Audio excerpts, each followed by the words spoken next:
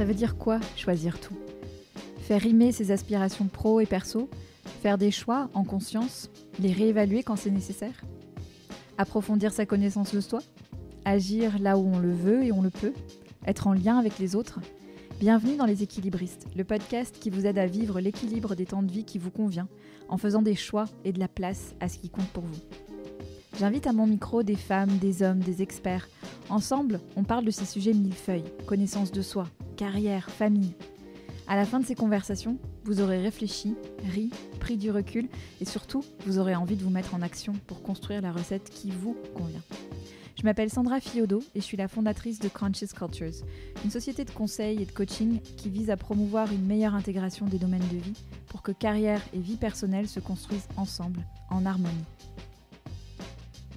Si vous aimez les équilibristes, pensez à vous inscrire à ma lettre, numéro d'équilibriste, que j'envoie 2 fois par mois pour partager réflexions, anecdotes et ressources sur les sujets que nous abordons dans le podcast. Le lien pour vous inscrire est dans les notes de cet épisode. Merci de votre écoute. Je me réjouis de faire avancer ces sujets avec vous. En septembre dernier, j'ai embarqué 7 personnes, femmes et hommes, dans un programme de groupe de 20 semaines que j'ai conçu, dédié à la construction d'une carrière épanouissante en même temps qu'une vie personnelle riche. Le programme s'appelle « En même temps » pour cette raison. En 20 semaines, ils ont opéré comme une profonde mise à jour de leurs envies, de leurs rêves, de leurs ancrages, pour continuer à avancer dans la direction qu'ils ont choisie, dans le pro et dans le perso. Quand je leur ai demandé ce que le programme avait changé pour eux, ils m'ont parlé de leur meilleure connaissance d'eux-mêmes et de leurs aspirations, de leur plus grande conscience de leurs besoins. Ils m'ont parlé des changements qu'ils avaient opérés, la reprise du sport, l'organisation de leur journée, parfois de tout petits changements, mais aux grands impacts. Ils m'ont parlé de l'autocompassion qu'ils ont développée, du perfectionnisme qu'ils ont mis en sourdine et de la culpabilité qui leur a un peu lâché les baskets. Ils m'ont parlé des conversations importantes qu'ils ont eues avec leurs conjoints, conjointes, avec leurs amis, sur la base de ce qu'ils apprenaient et découvraient dans le programme. Et ils m'ont parlé du groupe, de ce groupe dont ils font désormais partie et sur lequel ils ont pu compter et pourront continuer à compter. Un groupe très divers, mais avec des envies et des motivations communes. On est début 2024, et c'est peut-être un moment où vous avez envie de tout ça pour vous. Vous vous posez peut-être des questions sur votre prochaine étape professionnelle. Vous avez peut-être envie de viser plus haut, mais avez peur de trop y perdre. Ou vous avez peut-être envie d'une pause, que vous n'assumez pas vous qui avez toujours foncé. Je suis très heureuse de lancer une 2e session, à partir du mois de mars, pour des personnes qui ont envie de s'investir dans ce programme aussi soutenant qu'ambitieux, au service de leurs aspirations pro et perso. Les groupes sont de taille réduite, pour privilégier la qualité des échanges et des relations. Si vous avez envie de rejoindre cette 2e promo qui démarre début mars, vous pouvez prendre rendez-vous pour un premier échange dans le lien en description de cet épisode ou directement sur mon site www.conscious-culture.com. Rubrique offre. Je me réjouis d'échanger avec vous et de vous accueillir dans le programme.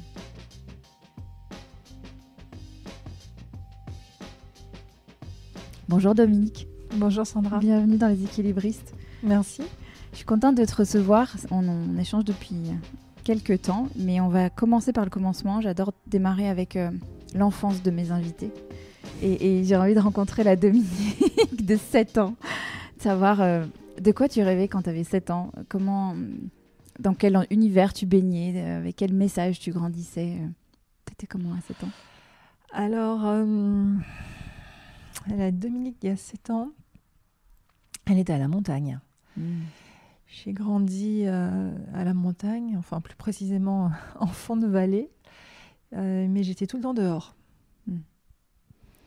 J'étais tout le temps dehors et des cabanes, beaucoup d'histoires dans la tête. Je pense que j'étais une rêveuse. De quoi je rêvais alors là, je ne sais absolument pas. Tu voulais faire quoi quand tu serais grande ? Tu te souviens même si tu te poses cette question d'ailleurs. Je voulais être prof de gym comme papa. À 7 ans, c'était ça. 7 ans jusqu'à une bonne partie de l'adolescence. Ouais, donc se dépenser physiquement, le mouvement. Ouais, c'est ça. Ok. Et les messages autour de toi sur ce que ça voulait dire d'être adulte, de vivre, de travailler Je pense que j'étais assez protégée de ça parce que d'abord j'ai grandi dans un petit village.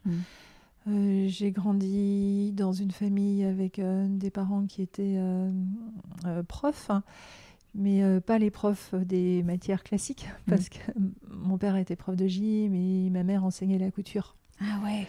Donc on était à la fois dans du manuel et dans du plein air, parce que mon père était fan de plein air et détestait le gymnase.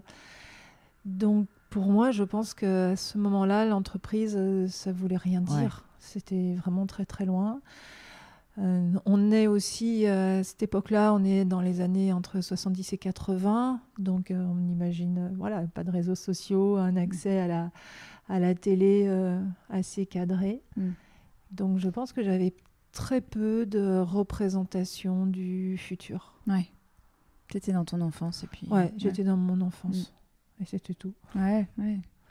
Et alors, si on avance un peu, tu as commencé ta carrière chez IBM. Tu es ingénieur. Ouais. Tu as rejoint Octo en 99 comme ingénieur d'affaires et tu es aujourd'hui directrice des opérations, COO, et Chief Sustainability Officer, donc directrice RSE. Et ton rôle de responsable RSE, il n'est pas là par hasard. C'est ça. Et j'aimerais qu'on commence en parlant d'engagement. D'où te vient cet engagement pour le climat ? On s'en doute un peu vu ce que tu viens de répondre sur l'enfance, mais d'où ça vient ? Alors, c'est difficile pour moi de répondre à cette question parce que je ne sais pas s'il y a eu un moment fédérateur. Je pense qu'il y en a eu plusieurs. C'est une accumulation de choses. Alors, c'est effectivement là où j'ai grandi, c'est fondateur. Mais je n'ai pas du tout grandi dans un milieu particulièrement écolo. On était dehors, on allait marcher en montagne, ce genre de choses. J'avais la chance aussi d'aller au bord de la mer l'été, parce que du côté de la famille de ma mère, c'est la Bretagne. Donc j'ai tout le temps été dehors. Donc je pense qu'il y avait déjà ce rapport à la nature et au vivant qui était une sorte de structure. Et puis, un petit peu comme tout le monde, il y a à peu près 10-12 ans, on a commencé à parler de réchauffement climatique. Donc, j'ai un peu regardé ça, j'ai un peu écouté. Et puis, moi, j'ai cette image aussi de la mer de glace qui fond. Donc, c'est aussi la région où j'ai grandi. Donc, ça, c'est des marqueurs visuels, je dirais même sensoriels. Et puis, chemin faisant, je me suis intéressée plus au pourquoi. Pourquoi est-ce qu'on en était arrivé là ? Et j'ai eu, je crois que j'ai eu un peu une crise à un moment donné, un peu de panique, parce que je suis tombée un peu par hasard sur toutes les théories de l'effondrement. J'ai rencontré ça sur mon parcours, la collapsologie. J'ai regardé. J'ai lu des bouquins. Ça ne m'a pas plu dans l'idée parce que je trouvais que c'était très ambiance survivaliste, très perso. Et ça ne m'a pas plu. Mais en revanche, le fait que nos sociétés puissent à un moment donné s'écrouler progressivement ou qu'il y ait des thématiques qui ne fonctionnent plus aussi bien qu'avant, là, c'est quelque chose qui a commencé à devenir très, très prégnant. Voilà. Et puis, il y a 4 ans maintenant, au moment où chez Octo, en tant qu'entreprise, on s'est lancé le challenge de devenir une Bicorp. À ce moment-là, j'ai identifié le fait qu'il nous fallait un rôle aussi au niveau CODIR. Donc, j'ai proposé qu'on crée le rôle de Chief Sustainability Officer. Et voilà, j'ai dit, on le crée et je le prends. Est-ce que vous êtes d'accord ? Donc, on m'a répondu oui. Et alors, qu'est-ce que fait une CSO au quotidien ? Tu as parlé de Bicorp. Oui. Un CSO au quotidien ou une CSO au quotidien, ça... D'abord, je ne sais pas si c'est au quotidien. C'est par moments clés. Ça définit une vision de là où on veut que l'entreprise bouge.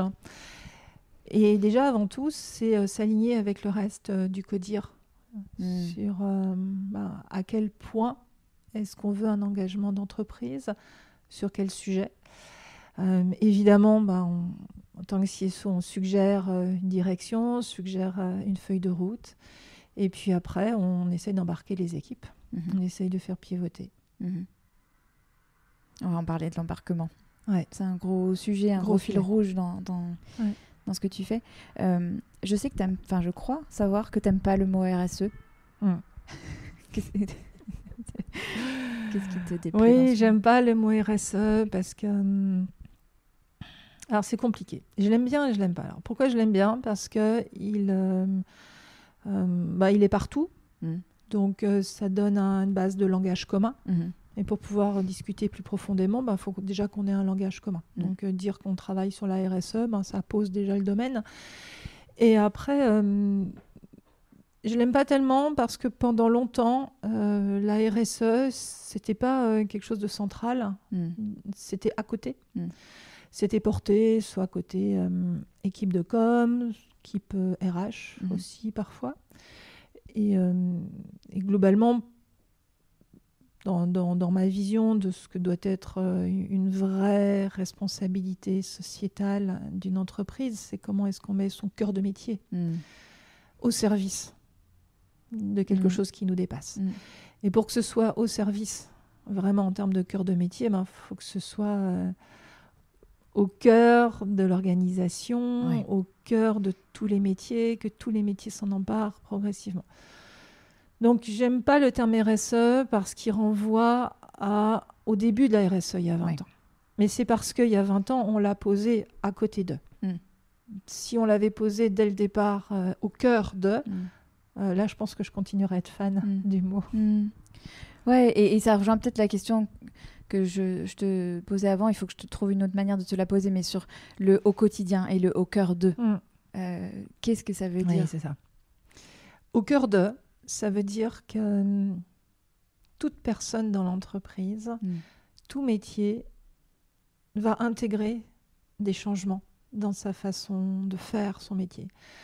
Et du coup, tu as raison, c'est vraiment au quotidien parce que c'est partout. Et ça doit être partout. Donc, il y a effectivement l'équipe un peu cœur que je représente, qui est là un petit peu comme un cœur qui va constamment battre pour faire en sorte que ça se déploie à un certain rythme. Mais ce qui est intéressant, c'est quand c'est partout. Et ça a été une prise de conscience assez tôt, qui est que tant qu'on n'a pas embarqué, mais vraiment embarqué, et moi je fais une vraie différence entre sensibiliser, et former, transformer, tant qu'on n'a pas embarqué, on va rester très surfacique dans sa façon d'aborder le sujet. Et j'ai une petite fierté parce que là, ça fait depuis 2 ans qu'on a embarqué pas mal de personnes chez Octo. Et en particulier, on a embarqué 100% des gens qui sont en corporate function.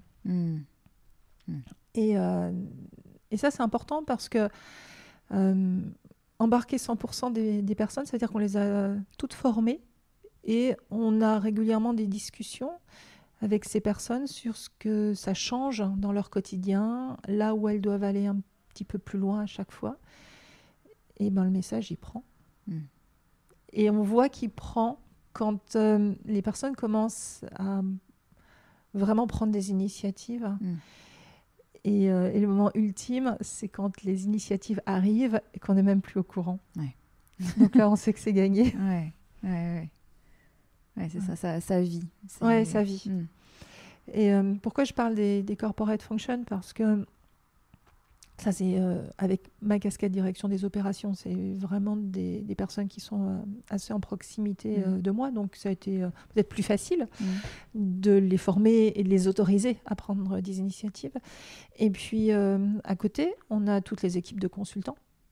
Donc, pour le coup, il faut discuter cette fois-ci de pair à pair avec mes autres collègues pour arriver à faire comprendre que c'est important aussi chez les consultants et les consultantes de changer les pratiques. Et là, on a bien engagé le sujet, mais on est à la moitié du chemin. Il y a encore du boulot. Et comment on identifie ce qu'on doit changer? Parce que je me dis, comment un consultant ou une consultante... où est-ce qu'on va identifier les opportunités de changement et d'action? Qui est-ce qui s'occupe de ça? C'est eux qui s'emparent des sujets, qui se disent sur ça et ça on peut améliorer? Ou il y a des... En fait, c'est venu... quasiment tout est venu du bilan carbone qu'on a fait Alors, on avait choisi le bilan carbone parce qu'il y a 3-4 ans, on parlait uniquement de carbone. Et puis, c'est une des choses les plus proches de notre activité. Aujourd'hui, on pourrait parler dans certains autres métiers de biodiversité ou d'eau. Voilà, on a démarré par le carbone. Bon, si déjà on est très très bien là-dessus, ça sera déjà bien. On fait très très attention à ce qu'il n'y ait pas de mauvais effets aussi par ailleurs dans les autres dimensions. Mais quand on fait le bilan carbone, en fait, on se rend compte que c'est le cœur de métier d'Octo. En fait, c'est le fait qu'on développe des services numériques pour nos clients. C'est ça, là, qui crée plus de 50% de notre empreinte carbone.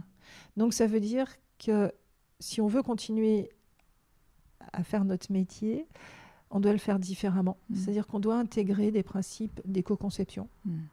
Voilà.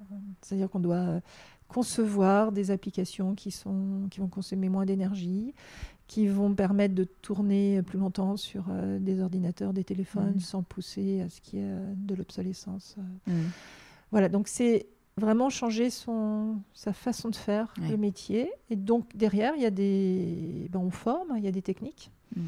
Et le parti pris qu'on a eu, c'est aussi parce qu'il y avait des petits groupes de personnes qui étaient vraiment des avant-gardistes sur ces sujets. C'est vraiment pas venu que de moi. Je pense que c'est vraiment le truc qu'il faut pas avoir en tête. C'est-à-dire, j'ai une posture plutôt de catalyseur.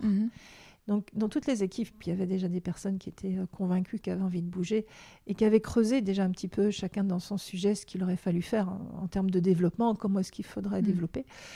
Et moi, mon rôle, ça a été de pousser ces personnes à créer des formations et à les donner, à les diffuser.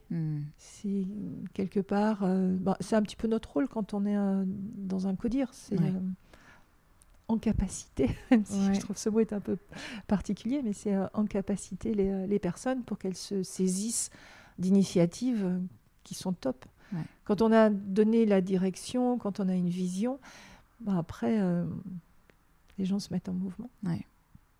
C'est passionnant. Il y a plein de choses qu'on va encore décortiquer là-dedans, mais je veux qu'on parle encore un petit peu de toi sur la notion d'alignement. Parce que ce mot alignement, on l'entend partout, ça fait partie de ces mots qui sont très beaux et qui sont un peu barbants à force de les entendre, enfin qui sont un peu vidés de leur substance. Mais est-ce que le fait de pouvoir infuser comme ça ses convictions personnelles dans le travail, est-ce que c'est une chance ? Est-ce que c'est quelque chose qu'il faut qu'on cherche à tout prix ? Est-ce que on peut être heureux quand on n'est pas aligné ? Enfin, cet alignement-là qu'on présente comme un peu le Graal, comment tu vis ça, toi ? Alors déjà, ces réponses-là, je ne pourrais pas y répondre de manière générale. Je peux y répondre que pour moi. Alors depuis une dizaine d'années, j'ai vraiment besoin effectivement d'avoir cette cohérence, ce fameux alignement. J'en avais moins besoin avant, parce que je pense que mes priorités, elles étaient ailleurs avant.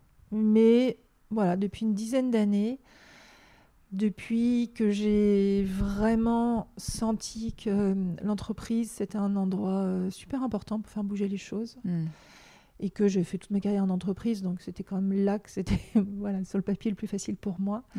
Là, c'est devenu beaucoup plus évident que j'avais envie de faire des choses qui comptaient pour moi, pour les autres. J'avais aussi envie de m'appliquer les choses moi-même. Et tout est allé de pair. C'est-à-dire que j'ai commencé à simplifier. Et ça, c'est un mot, je pense, qui est important, plus que l'alignement. C'est que j'ai eu besoin de ralentir et de simplifier les choses. Parce que je trouvais que le rythme professionnel, le rythme des sollicitations, ça commençait à devenir une spirale très stressante. Et j'ai eu envie de simplifier, d'alléger et du coup d'aligner. C'est la conséquence. Et ça voulait dire quoi concrètement, simplifier, alléger ? Simplifier, pour moi, ça a été renoncer, apprendre à renoncer, apprendre à lâcher prise. J'ai pas besoin de tout savoir, j'ai pas besoin de tout connaître, j'ai pas besoin de tout faire. Et ça a été vraiment de prioriser. Et alors que ce soit dans ma vie pro ou dans mes centres d'intérêt perso, j'ai toujours été hyper curieuse, j'ai toujours été une touche à tout. J'ai pas jamais eu une seule passion. J'ai souvent envié les gens qui disaient j'ai une passion. En fait, non, moi j'ai plein de centres d'intérêt. Alors petit à petit, maintenant, je vais pouvoir progressivement dire que j'ai une passion. Effectivement, ce n'était pas du tout le cas il y a 10 ans. Et j'étais assez envieuse parce que pour moi, c'était une sorte de signe qu'on était apaisé. Et moi, il y avait trop de choses qui me sursollicitaient. Qui t'appelaient. Ouais. Donc, ça a été un vrai travail, pas à pas, de me dire, non, ça, tant pis. Et c'est pas grave. Et c'est même tant mieux. Donc j'ai lâché beaucoup de choses et en fait ça s'est matérialisé, c'est rigolo parce que ça s'est matérialisé déjà de manière très très concrète. Moi j'ai eu une sorte de trop plein quand j'ai vu des placards qui débordent, quand j'ai vu des poubelles qui débordent et ça très vite c'est des choses, j'ai trouvé ça absolument insupportable. Donc j'ai vraiment eu aussi ce travail sur comment est-ce qu'on se pose la question de quoi est-ce qu'on a vraiment besoin. Non, je suis loin d'être arrivée, donc c'est un chemin progressif. Mais plus j'allège, plus je me ressente sur les choses qui sont essentielles et plus je suis sereine et plus je suis percutante et voilà. Et mieux je suis. Ouais. L'alignement, c'est la conséquence de l'allègement. Ouais, c'est ça. Ouais. Et du coup, dans la vie professionnelle aussi, je me suis dit, mais qu'est-ce qui est important pour moi ? J'ai de l'énergie, j'ai de l'expérience. Je suis maintenant beaucoup plus près de la retraite que de mon début de carrière. Et je me suis posé cette question au service de quel sujet, de quelle cause j'ai envie de mettre tout ce que j'ai eu la chance d'apprendre. Oui. Qu'est-ce que je fais de cette énergie ? Ouais, qu'est-ce que je fais de cette énergie ? Et je n'ai pas envie de m'encombrer de choses... qui font moins sens. Sur ton profil LinkedIn, tu mets dans ton titre Born in PPM. Je ne connaissais pas, j'ai appris ça Ce projet est extraordinaire. Alors raconte-nous. Alors, Born in PPM, c'est une jeune photographe qui est animatrice de la fresque du climat, elle a lancé le projet il y a un peu plus d'1 an. Et les ppm, c'est les parties par million. C'est l'unité de mesure du CO2 dans l'atmosphère. Et donc, c'est quelque chose qui n'arrête pas de croître. Et elle a eu l'idée de proposer aux personnes de définir leur année de naissance, non pas par une année calendaire, mais par le taux de ppm qu'il y avait dans l'atmosphère au moment de la naissance. Donc c'est pour ça que ça s'appelle Born in, donc moi 321 ppm. Et elle propose qu'on s'écrive ça sur une partie du corps et elle prend des photos. Voilà. Et c'est frappant parce que c'est vraiment tout ce que tu évoques finalement depuis le début, c'est ce côté quel est le prisme par lequel je regarde les choses. Pourquoi parler en année calendaire alors qu'il y a peut-être une urgence ailleurs ou un prisme ailleurs. Ouais. Et j'ai trouvé ça intéressant que tu mettes ça dans ton profil LinkedIn. Et autre chose que j'ai trouvé en cherchant sur ton profil LinkedIn, tu dis j'aime le numérique et j'aime le vivant. Parce que Octo, c'est une boîte de numérique. et donc il y a cette question de la cohérence dont on parle depuis tout à l'heure, mais ouais, vas-y. Elle est compliquée. Ouais. Elle est très compliquée parce que le numérique, c'est à la fois quelque chose de virtuel, de plus en plus virtuel, mais aussi de plus en plus matériel. Et c'est d'ailleurs une des grosses difficultés, c'est parce que pour avoir accès à tout ce qu'on fait au quotidien dans le cloud, c'est qu'il y a des énormes data centers qui sont, eux, très matériels, qui consomment énormément de ressources, énormément d'eau, énormément d'électricité. Et en fait, l'impact du numérique, il vient en partie de fonctionnement de ces gros systèmes. Ça vient énormément aussi des écrans qu'on utilise, que ce soit les téléphones, les portables, les grands écrans télé, ce genre de choses. Mais donc, du coup, c'est très matériel et c'est métallique. Donc, on est loin du vivant. Et moi, aujourd'hui, ça fait partie de mes grands questionnements. C'est-à-dire que quand on est des experts de numérique, comme on peut l'être chez Octo, c'est au service de quoi on met ce numérique-là ? Alors, j'ai toujours une phrase caricaturale, mais je trouve que c'est important aussi de temps en temps. La caricature, ça aide. Est-ce que cette expertise numérique, est-ce qu'on la met au service de la détection très en amont de départs de feux de forêt? Est-ce qu'on la met au service de la détection de tumeurs très en amont? Donc à des moments où on peut encore agir. Est-ce qu'on la met au service de bâtiments, parce que du coup on peut chauffer les bâtiments quand il y a des gens et moins les chauffer quand il n'y a personne? Au service de quoi est-ce qu'on met cette expertise numérique? Ou, attention, caricature, est-ce qu'on met cette expertise numérique pour aider massivement l'exploration pétrolière pour trouver les nouveaux gisements? Est-ce qu'on met pour optimiser les sites e-commerce au moment du Black Friday? Et aujourd'hui, on est à un moment où c'est vraiment une prise de position très personnelle. La finalité du numérique, on se doit de l'interroger.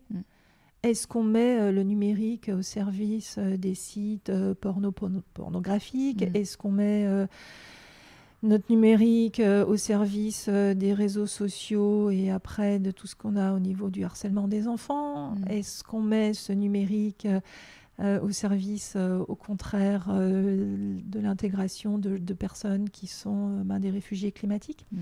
Donc, voilà, il y a vraiment cette question aujourd'hui de la finalité.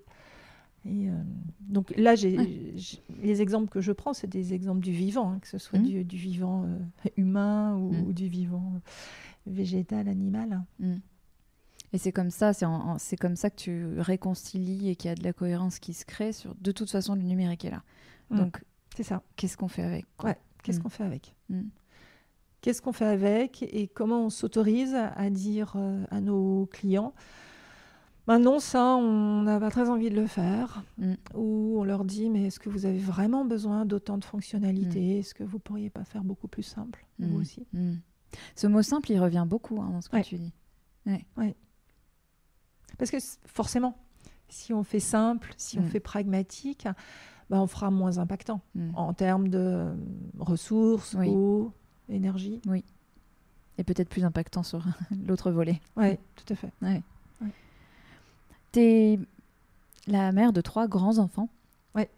Quand on s'était parlé, ils avaient 22, 25, 28, c'est ça? C'est ça. Ouais. 22, 26, 28 22, maintenant. 26, 28. Quand ils sont nés, comment ça a impacté la manière dont tu envisageais ta vie professionnelle? Ou pas, d'ailleurs? Moi, j'ai toujours voulu continuer de travailler. Donc ça, pour moi, c'était... Pas de débat. Ouais, pas de débat. C'était un incontournable. Et je pense que j'avais un peu cet idéal de tout faire bien. Donc c'est horrible d'être la super maman, la super professionnelle, tout ça. Donc il y avait beaucoup de... Ouais, beaucoup de pression que je me mettais toute seule. Je me mettais toute seule. Donc, moi, je voulais faire bien partout. J'ai un profil de bon élève, donc c'est difficile aussi d'arriver de temps en temps à s'en défaire. Ouais. Donc, je voulais faire bien partout. Je le suis beaucoup, moi, maintenant. L'allègement, la simplification. Ouais, c'est ça. Et donc, il n'était pas question de ne pas travailler. Et ça a changé quelque chose dans ce que tu t'autorisais, dans ce que la manière dont tu te projetais ouais. Au début, je ne m'autorisais pas à changer d'entreprise parce que je trouvais que l'environnement dans lequel j'étais était facile pour une jeune maman, pratique. Mais petit à petit, au fur et à mesure des années, ce que je faisais me satisfaisait plus du tout, me nourrissait plus du tout. Et je me suis rendu compte à un moment que ça allait m'impacter globalement parce que c'est compliqué d'arriver au travail et on y passe quand même pas mal de temps et que ça ne me nourrissait pas assez. Et là, j'ai décidé de changer. C'est comme ça que tu es venue chez Octo? Ouais, c'est comme ça que je suis venue chez Octo, ouais, tout à fait. Ouais. Avec l'idée d'agir autrement, Oui, l'idée d'agir autrement. Et puis, j'ai aussi appris à me connaître. C'est-à-dire que j'ai plus un profil... j'ai besoin d'être libre, j'ai besoin d'être autonome, j'ai besoin de prendre des décisions, j'ai besoin de... Enfin voilà, c'est des choses que je sais faire. Et quand je suis arrivée chez Octo, c'était une toute petite boîte. Donc voilà, on a très vite beaucoup de responsabilités et on fait avancer les choses. Ouais. Et être un maillon exécutif dans une chaîne beaucoup plus importante, c'est pas mon profil. J'ai attendu longtemps, pendant longtemps, j'ai pas voulu l'accepter, le comprendre, que j'étais pas bien à ma place. Parce que je me disais, c'est quand même bien pour une maman d'être dans un grand groupe. Non, ça me rendait pas suffisamment heureuse pour mes enfants, pour moi. Donc, j'ai bougé. Ouais. Et là, aujourd'hui, tu me parlais de ta fierté et de la manière dont vos réflexions, vos conversations d'adultes, maintenant, te nourrissaient. Oui, j'aime beaucoup les avoir vus grandir. Et je crois que depuis qu'ils ont passé 20-21 ans, je trouve que c'est génial. Alors, c'était génial avant, bien sûr, mais là, ça devient vraiment puissant parce que c'est vraiment des conversations d'adultes. C'est des moments où ils s'autorisent à me dire en fait, c'est juste n'importe quoi ce que tu es en train de raconter. Je ne suis pas d'accord avec toi. Alors, ils le disaient quand ils étaient ados, mais ados, c'est juste parce qu'ils ont envie de casser.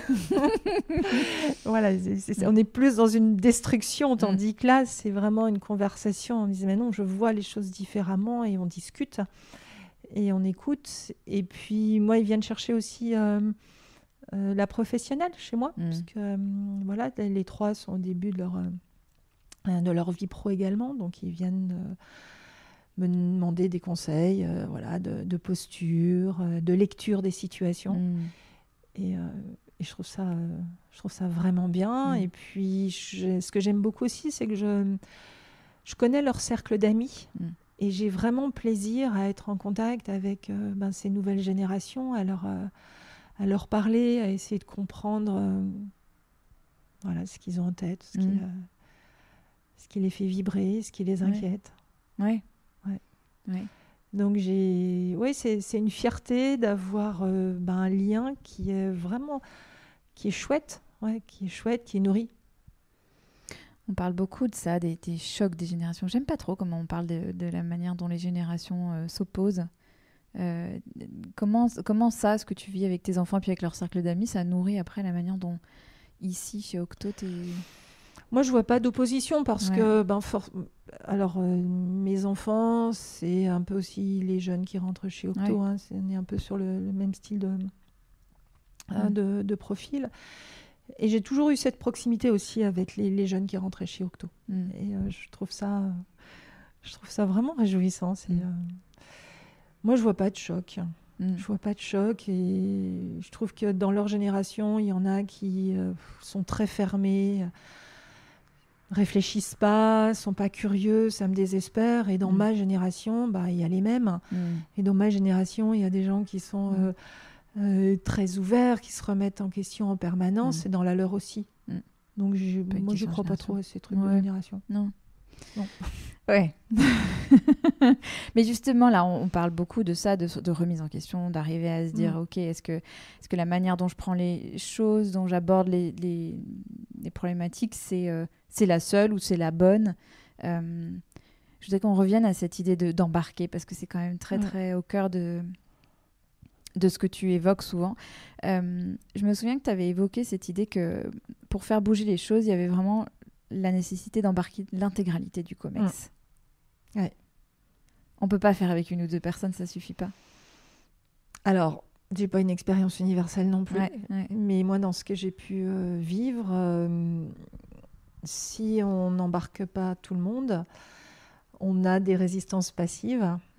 Et comme chaque membre d'un COMEX représente des grosses équipes.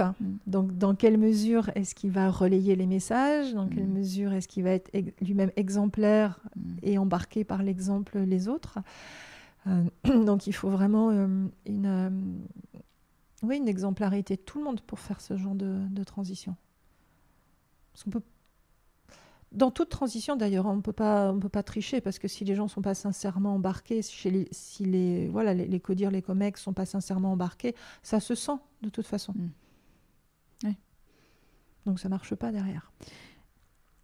Est-ce qu'il faut... J'ai souvent des échanges avec des gens qui me disent « Mais oui, mais ça... moi, je peux rien. » Moi, toi, tu parlais d'incapacité. Il y a incapacité le verbe, et puis il y a être en capacité de...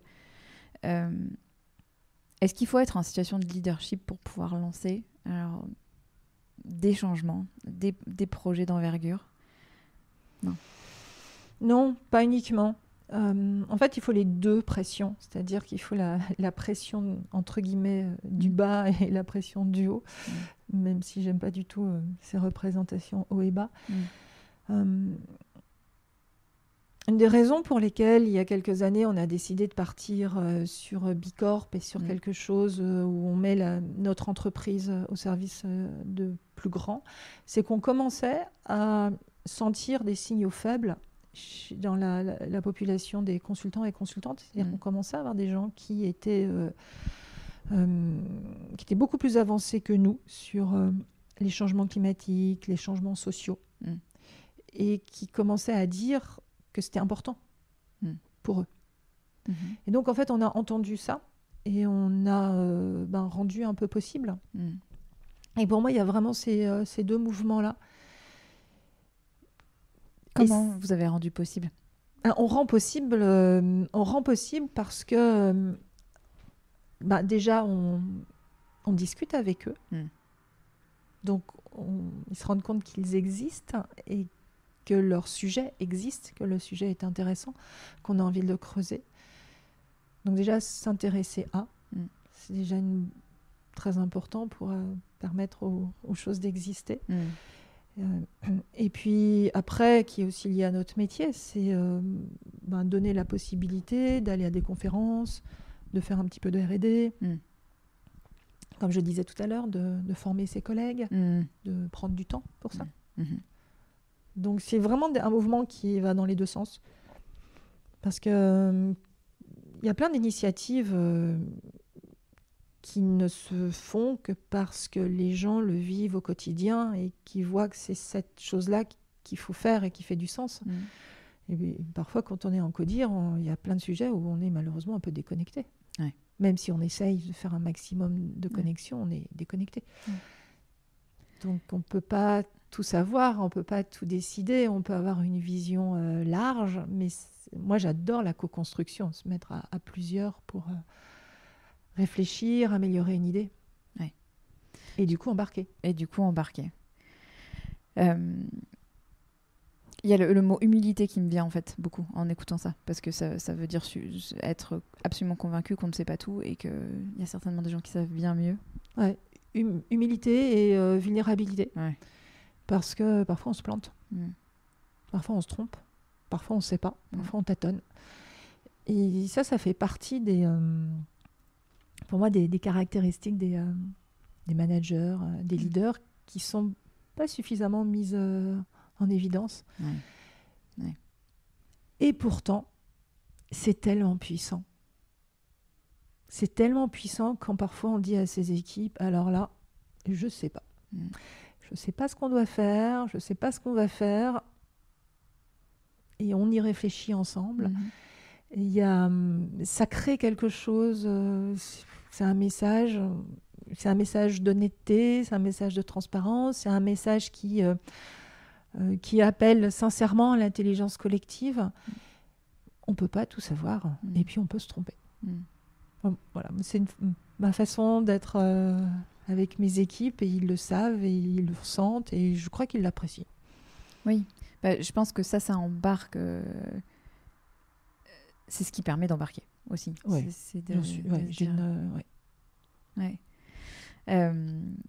Et cette image d'embarquer, je la trouve tellement belle. C'est vraiment littéralement ça, c'est mettre des gens dans une barque et ramer ensemble c'est dans ça. une Et direction. ramer ensemble. Ouais.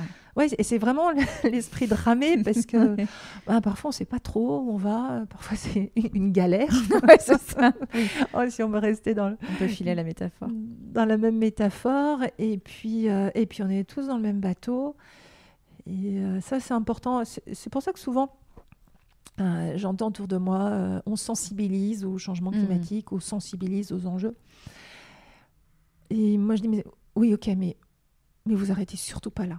Surtout pas là. Parce que tant qu'on n'a pas regardé au quotidien, dans son métier, dans sa façon de le faire, dans son geste quotidien, tant qu'on n'a pas été le questionner, ça sert à rien. Parce que sensibiliser, ok, on va comprendre, mais c'est pas mis en action. Ouais. Et tu vois, je pense aux gens qui nous écoutent et qui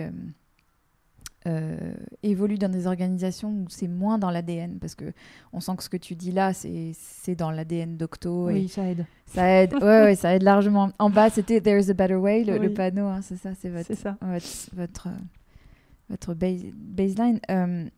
Qu'est-ce que tu conseillerais à quelqu'un qui se dit, moi, je vois des opportunités de choses à changer, j'ai très envie, j'ai plein d'énergie et j'ai l'impression que je suis tout seul. Est-ce que tu as quelque chose à offrir, une façon d'aborder les choses?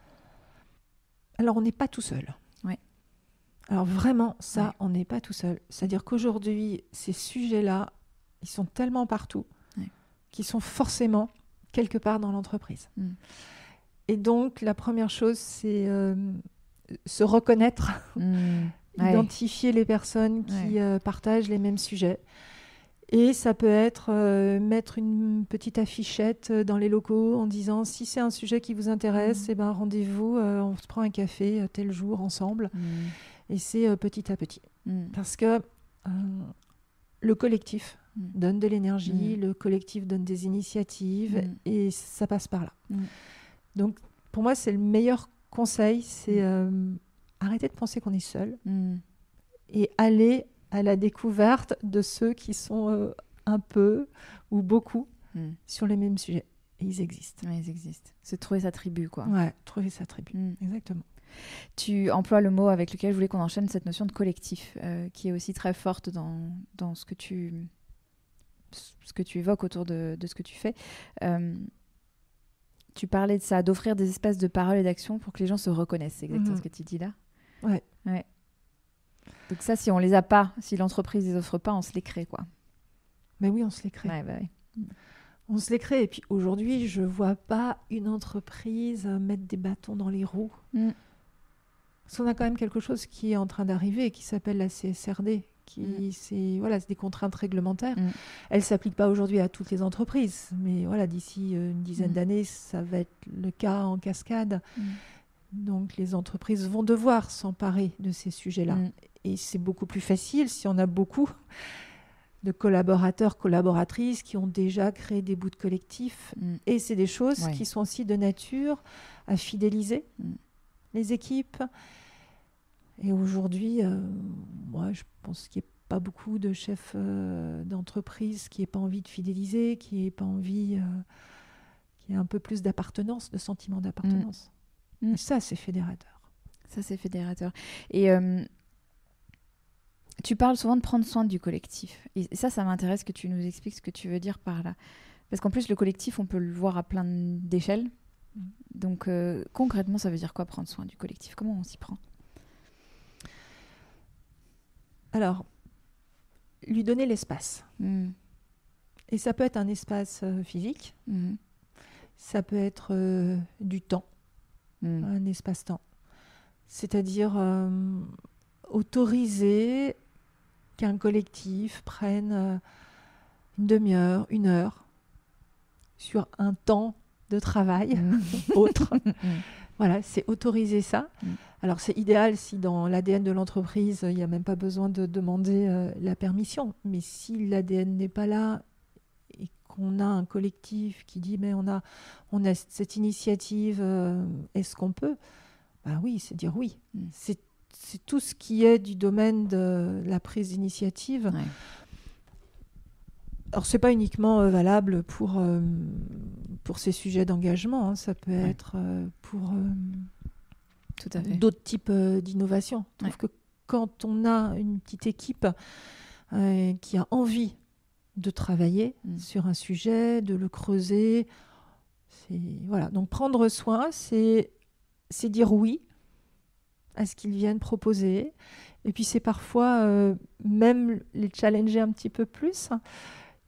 Je prends juste un petit exemple. On a une petite équipe de 3 personnes il y a quelques années.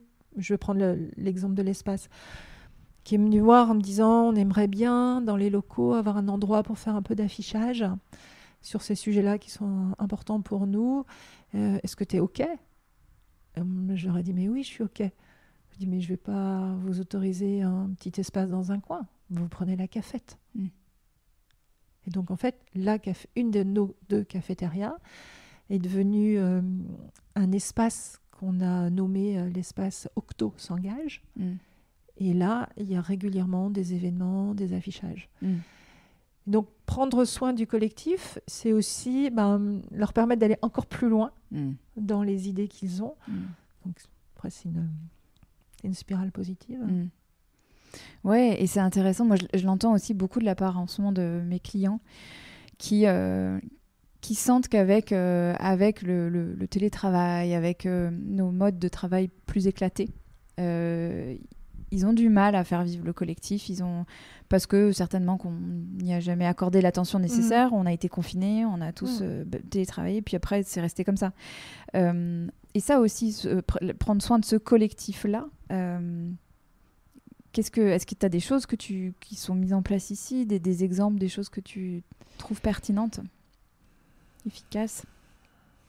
Le télétravail, c'est très très compliqué. Ouais. Donc, un collectif en télétravail,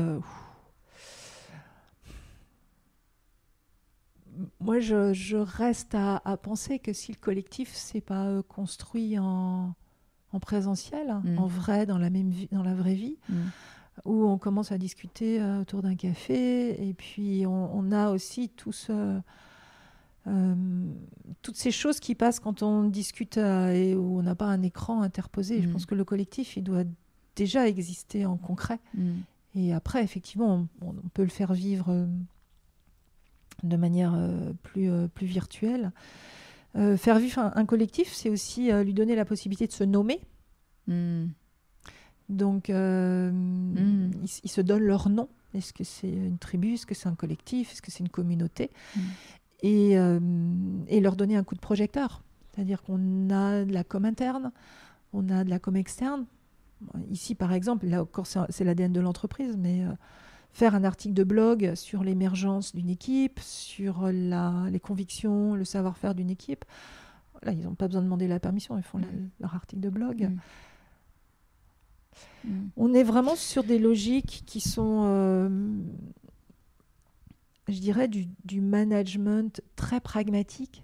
C'est faire en sorte que les initiatives, elles arrivent, elles émergent. Ça veut dire créer un environnement de confiance. On est sur des fondamentaux de management. C'est pas particulier au sujet engagement. Non, et puis ce qui me frappe, c'est la simplicité. On y revient. J'ai pas fait exprès. Mais en fait, bon, voilà. C'est juste créer de la place, quoi. Que ce soit dans le temps, dans l'espace, même le mental. Et la poche de, bah oui, là, en fait, c'est à explorer, c'est à aller voir. Ça veut dire quoi pour toi, l'équilibre vie pro, vie perso? Ça t'évoque quoi? On en a discuté tous les deux. Oui, moi j'ai le même rapport. On n'aime pas trop ce terme. Alors j'ai envie de dire que l'équilibre vie pro perso, il est là quand en fait la question elle se pose pas. C'est-à-dire que on est suffisamment nourri, on est suffisamment serein, qu'il y a un équilibre global qui se pose. Alors est-ce qu'on est nourri parce que l'on fait professionnellement ou personnellement? Et une raison pour laquelle aussi j'aime pas ce mot-là, c'est que j'ai conscience, par la formation que j'ai eue, les métiers que j'ai eus, je suis dans une position privilégiée.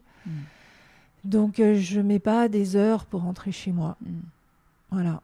Ça n'a pas été compliqué financièrement de faire garder mes enfants quand ils étaient petits. Voilà. Donc, c'est pas difficile. Donc, j'ai énormément de chance. Voilà. Donc, ouais. Merci de reparler de cette notion de privilège qui est importante dans ce sujet-là. Ouais.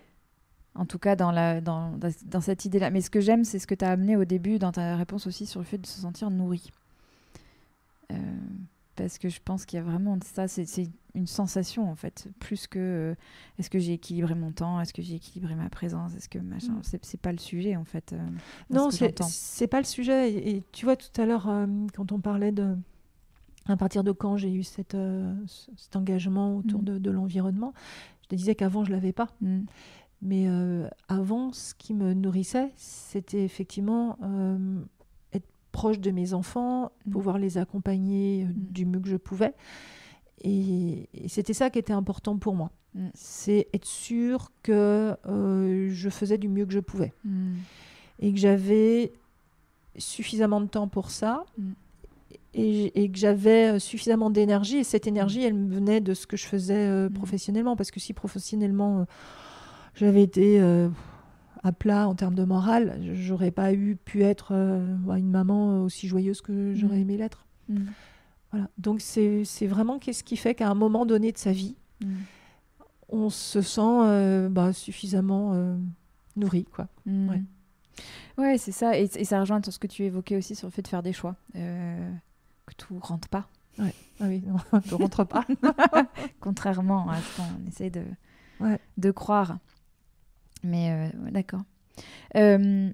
Justement, autour de ces questions d'équilibre vie pro-vie perso, il y a des sujets de flexibilité, d'égalité professionnelle évidents. Comment est-ce que Octo s'engage là-dessus ? Qu'est-ce que fait Octo par rapport à ça ? On a depuis quelques années poussé le sujet de la parentalité assez loin. C'est des choses qu'on ne faisait pas avant. C'est-à-dire que, par exemple, il y a beaucoup d'accompagnement des jeunes parents.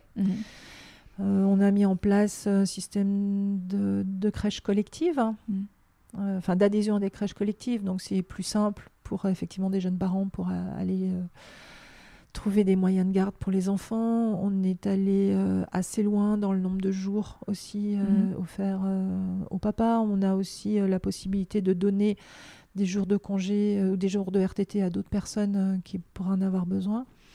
Donc, on a pris ce virage. On ne l'avait pas vraiment spontanément au départ. C'est un virage qu'on a pris il y a 5-6 ans. Donc ça, on le fait. On a une équipe qui travaille sur... on appelle cette équipe le Dev RH, pour le développement RH, qui s'occupe de proposer aussi des possibilités de faire du sport facilement, des possibilités d'avoir accès à des spécialistes, à des webinars, par exemple. On a beaucoup de webinars sur la petite enfance. On a aussi des choses qui viennent interroger le stress qu'on peut avoir. Donc, on met pas mal de contenu et d'experts à disposition. Même si aujourd'hui, je trouve que là, il y a je ne sais pas si c'est le contexte économique, le contexte géopolitique dans lequel on vit, on a quand même une augmentation de personnes en surmenage. Et je discute avec d'autres collègues dans d'autres entreprises, c'est pas uniquement le fait d'Octo. Et pourtant, on a un ADN particulier, il y a de la confiance, il y a beaucoup de choses qui sont en place. Et malgré tout, il y a une augmentation de la fatigue. Et on n'a pas les clés. Donc voilà, donc on a aussi des pratiques managériales qui font qu'on est très à l'écoute. Ouais, mais rien que ça. Mais c'est un sujet, on parlait d'humilité, qu'on n'a pas réussi encore à craquer, parce qu'on a le même taux, je pense, de personnes fatiguées, en arrêt maladie, que d'autres dans notre secteur. Donc, on n'a pas encore trouvé la martingale.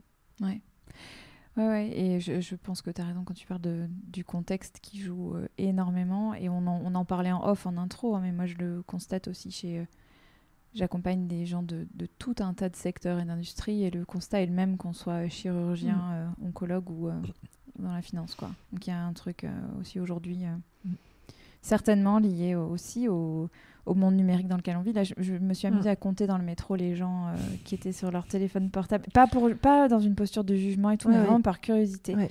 Plus de la moitié sont le nez dans leur téléphone en attendant le métro, et ça ne peut pas ne pas avoir d'impact. Enfin, c'est pas possible, on n'a jamais d'espace de mou, justement. Ouais.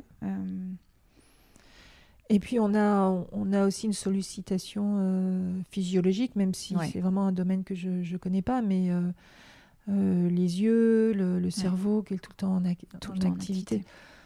Donc... Ouais, et justement, alors toi, je sais que tu aimes partager ta vie aussi entre Paris, là on est en plein cœur de Paris, et la campagne. C'est la montagne, la campagne La Bourgogne, le sud de la Bourgogne, la campagne. La campagne. Grande campagne, ouais. Bah, j'ai aujourd'hui cette chance, on parlait de privilège tout à l'heure, donc oui, j'ai ce privilège de pouvoir être à la campagne, les mains dans la terre, dans des endroits où il y a du silence. Et c'est assez amusant parce que j'avais une discussion avec quelqu'un qui me disait mais tu dois écouter un nombre de podcasts incroyables quand tu te promènes ou quand tu jardines. Je veux dire maintenant, mais surtout pas.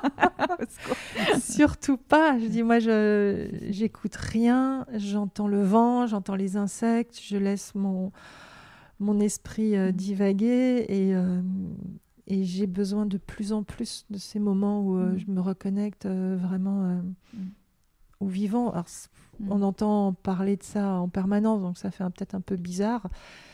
Mais moi, je le vis, j'en ai besoin. J'en ai besoin. Parce que c'est plus simple. C'est plus simple. Ouais. Mais c'est quand même, je trouve, sur les sujets sur lesquels je travaille, je vois beaucoup d'entreprises s'affairer à rajouter des choses, tu vois, à rajouter des applis, à rajouter des trucs pour monitorer, pour mesurer, etc. Alors qu'en fait, les clés, elles sont souvent dans qu'est-ce qu'on peut faire en moins. Qu'est-ce qu'on arrête. À quoi on renonce. Ouais. Et qu'est-ce qu'on lâche et qu'est-ce qu'on autorise comme espace aussi de conversation, d'échange, de tout ça. Je me souviens quand on s'était parlé, tu as employé une expression sur laquelle j'aimerais qu'on revienne. Tu m'as parlé de futur joyeux quand même. C'est ce quand même qui m'a interpellée. Qu'est-ce que ça veut dire pour toi, les futurs joyeux quand même ? Toutes ces thématiques là autour de la sobriété. D'ailleurs, j'utilise moins le mot sobriété. Moi, j'utilise le mot simplicité. Ouais. Mais effectivement, on entend sobriété, faire moins, renoncer, qui sont vraiment dans la logique de enlever quelque chose. Mais en fait, quand on enlève, on laisse la place à d'autres choses qui vont advenir. Toi, tu fais moins de réseaux sociaux, mais tu vas peut-être faire plus de jeux collectifs. Tu vas moins te mettre devant la télé avec ton conjoint le soir, et tu vas peut-être te dire, tiens, ce soir, et si on sortait un jeu de cartes. Voilà. Et en fait, j'essaye maintenant quand j'en parle, d'être toujours sur par quoi est-ce qu'on remplace. Et il y a quelqu'un qui parle beaucoup de ça, alors pour les entreprises et pour les personnes, quelqu'un qui s'appelle Alexandre Monin. Et en fait, il dit à quoi on renonce, de quoi on se détache et à quoi on se réattache. Et ce que j'aime bien alors, peut-être que je pervertis sa pensée, mais en tout cas, telle que moi je l'ai comprise et telle qu'elle me parle, c'est on se détache de certaines choses pour mieux se pouvoir réattacher à d'autres choses. Et c'est ça, donc on fait des choix, parce que globalement, nos vies, elles se sont remplies de beaucoup de choses que l'on subit. On n'a pas forcément décidé des notifications, des injonctions d'achat. Enfin, il y a beaucoup de choses qui nous sont... qui viennent à nous. Mais comment est-ce qu'on peut se dire, non, Je refuse ça, je mets un temps d'arrêt et je vais remplacer par quelque chose que j'ai choisi, quelque chose qui me plaît, quelque chose de beau, quelque chose de joyeux. Et c'est cette sémantique-là du futur joyeux que j'essaye d'utiliser. J'y arrive pas toujours, mais que j'essaye d'utiliser. Parfois, je me rattrape. Je me dis, ouh là là, là, j'ai dit une phrase un peu négative. Alors, comment est-ce que je peux la dire de manière positive ? Mais oui, parce que c'est c'est joyeux. Et je discutais récemment avec une jeune femme que j'essaye un petit peu d'aider à simplifier, à alléger sa vie quotidienne. Et qui me disait récemment, elle me disait, mais j'ai passé un week-end formidable parce que j'ai globalement été sur mon canapé avec mon plaid et puis mon chien, mais j'avais des livres et j'avais pas les réseaux sociaux. Et c'était génial. Voilà. Donc, et voilà, c'était quelque chose de très, très réjouissant. Donc, c'est la même situation, mais qu'elle avait utilisée différemment. Ouais. En changeant. Donc, c'est ça pour moi le futur joyeux. Mais j'ai appris là-dessus parce qu'au départ, j'avais plutôt tendance à être vraiment dans le... Il faut faire des efforts, il faut arrêter de faire ça. Et je me suis rendu compte que je saoulais les gens autour de moi.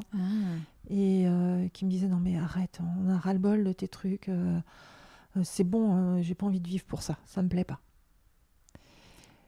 Et là, je me suis rendu compte que j'étais pas du tout dans la bonne direction, dans ma bonne façon de communiquer. J'étais dans la bonne direction, on va dire, des sujets, parce que je les connais, les sujets, mais j'en parlais pas du tout bien.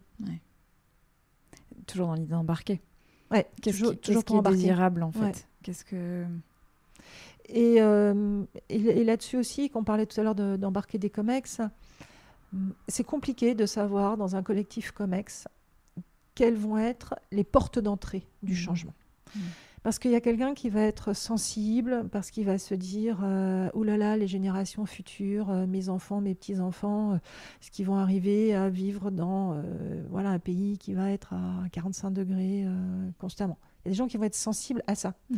Et il y en a pas du tout. Il y en a qui vont être sensibles à waouh, mais si ça se réchauffe ou si c'est inondé, dans ma chaîne de valeur, je vais peut-être avoir une usine qui va s'arrêter, je vais peut-être plus pouvoir arriver à m'approvisionner. Donc cette personne-là va être plutôt sensible à une notion de risque.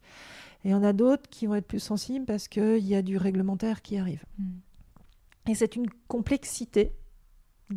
Voilà, à chaque fois, c'est quelle est la porte d'entrée. Voilà. Et il y en a qui vont comprendre la problématique des efforts. Et il y en a qui vont surtout pas adhérer à ça et qui vont plutôt avoir besoin d'une projection qui est joyeuse, positive. Et il y a tous les cas de figure. Comment tu déclines ton sujet voilà. pour qu'il y ait plusieurs clés. Et pour parler à tout le monde. C'est ça. Et sans jugement. Et là aussi, j'ai appris parce que j'ai commencé par me planter avant de me rendre compte que je ne le faisais pas correctement. Ouais, et alors, c'est rigolo, on en a parlé en off avant et je l'avais lu sur toi. Tu t'es formée au coaching. Oui. Comment ça a nourri tout le reste, cette formation-là et ta manière d'appréhender les choses aujourd'hui ? Ah, ça nourrit incroyablement. C'est-à-dire que j'essaye au maximum de poser des questions, de faire réfléchir quand je suis en interaction avec quelqu'un. J'essaye au maximum de ne pas donner des conseils. Parce que lorsqu'on chemine par soi-même, c'est plus durable, c'est plus puissant. Donc le coaching m'a appris à ça. Le coaching m'a appris à poser des questions. Le coaching m'a aussi appris à m'inscrire dans un temps beaucoup plus long. Parce qu'il faut du temps pour changer. Il faut accepter que on va pas bouger, que c'est un chemin et que chaque petit pas est déjà bon à prendre. Ça m'a appris ça. Bon, je discuterai bien des heures avec toi, Dominique, mais j'ai une dernière question pour toi, pour aujourd'hui en tout cas. Je voudrais savoir de quoi tu es fière. Moi aujourd'hui, je suis fière de ma sérénité. Voilà. suis fière de ça.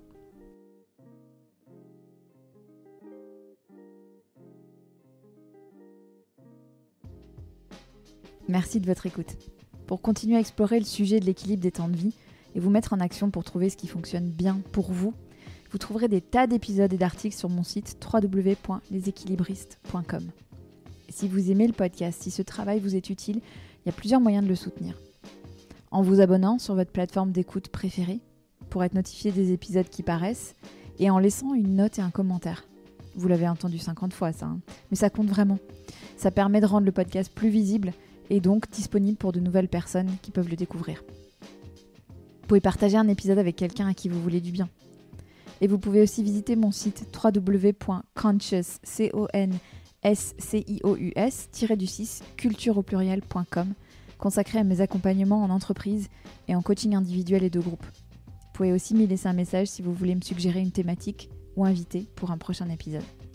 Rendez-vous mercredi dans 2 semaines pour un nouvel épisode.